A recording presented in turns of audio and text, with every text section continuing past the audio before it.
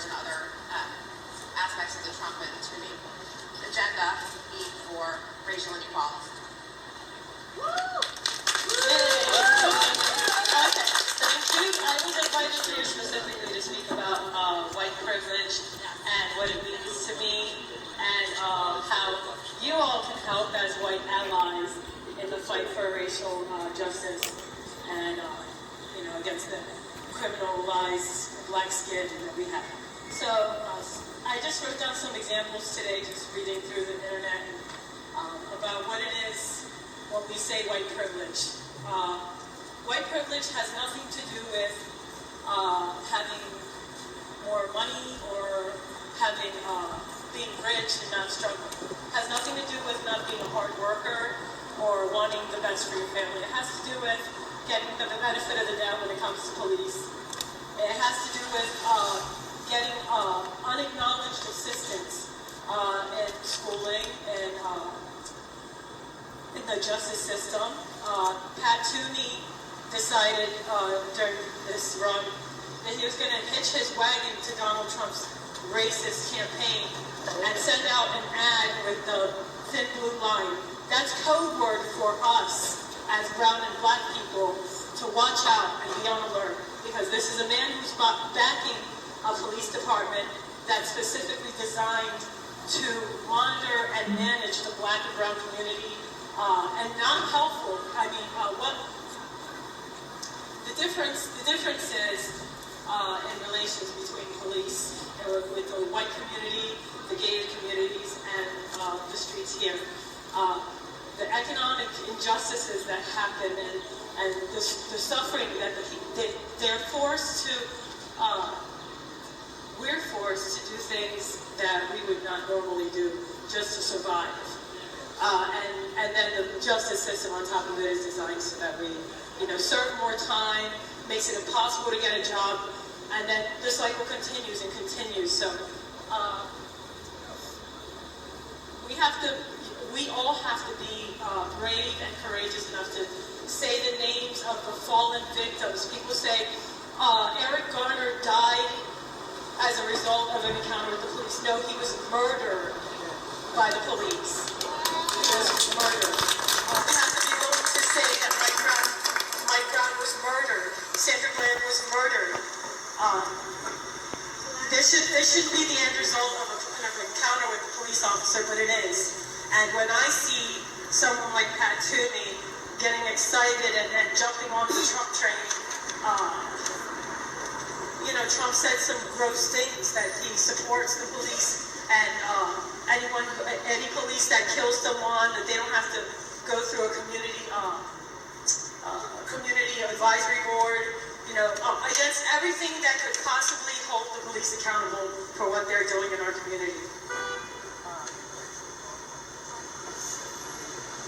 White privilege also has to do with being favored by school authorities. And that, an example of that is Kira Wilmot and Ahmed Mohammed, who were arrested for bringing their science projects to school and accused of them being bombs or having bombs and being terrorists. That's disgusting. I mean, we can't do this to the kids. So again, as our allies, as white people, all we ask is to listen to us, try to understand, and be available for when we need you.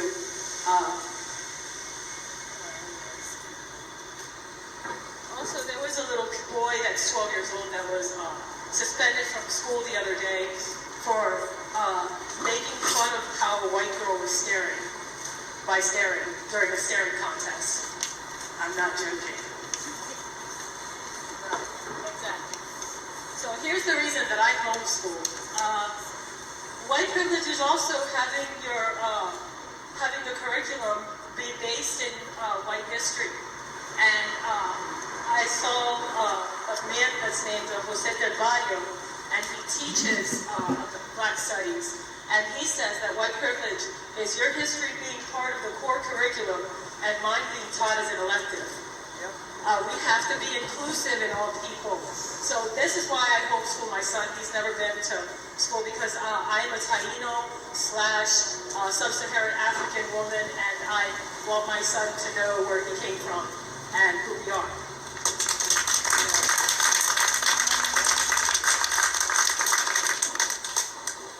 White privilege is also soaking in media blatantly biased towards the race, my race. So what that means is, when there is a white school shooter, I saw the media in the same news station writes, a man whose boy who did something at school was a brilliant science major.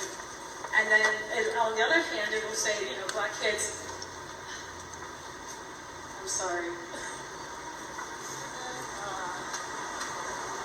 Okay, my point is, if one of our kids are killed, the media directly starts looking through everything that the kid did wrong and the whole life, because they want to justify why this kid is dead.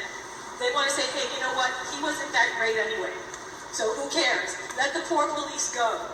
That's my gripe with Pat Toomey, amongst other things, because I don't think it's okay to be moderate Republican or even moderate Democrat. I think the time has come for us to jump all the way to the left and be willing to fight the hard fights, even if it's not possible.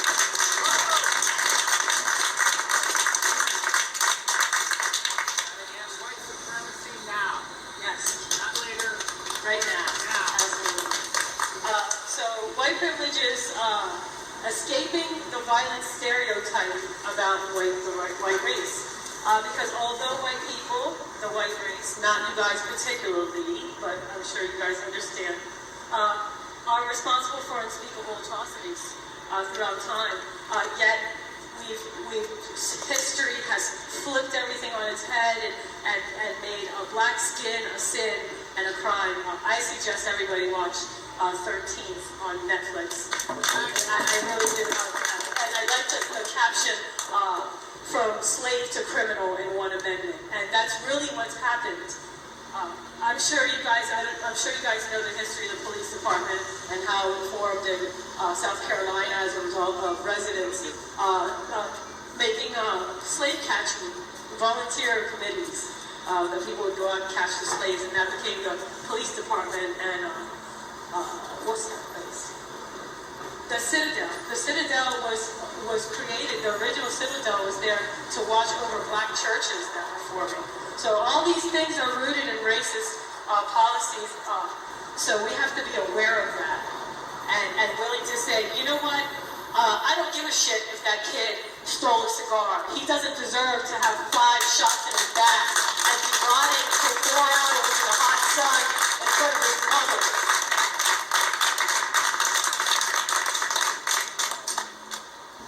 So, my last thing, I'm sorry.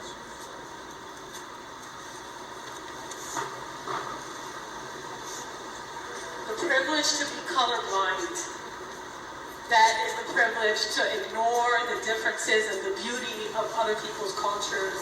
And brown people don't have the privilege of being colorblind because we walk in our skin every day and we're aware of what that comes with, risk or not.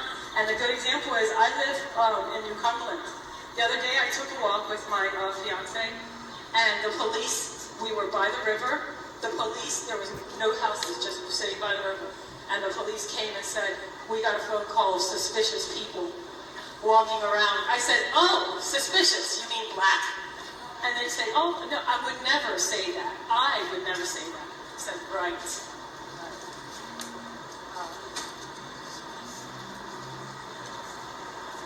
So the reason why colorblindness is not a good thing is because all of our races deserve to be acknowledged and appreciated.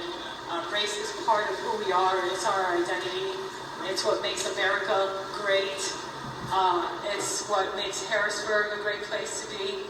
And I appreciate all of you guys for coming and standing up for racial justice. And I just wanted to tell you guys what you can do to help.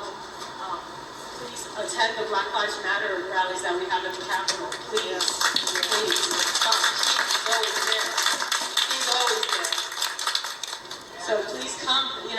We're safer with larger numbers, and that's the point of everybody stands together. The police, you kind of create safety for everybody around you by showing up in numbers. So once again, your job as a white ally is to be self-aware and to listen and to be available, because we're balancing a scale right now, and it's going to take a lot more listening and being more active for us to live the dream that we're supposed to be dreaming. I think.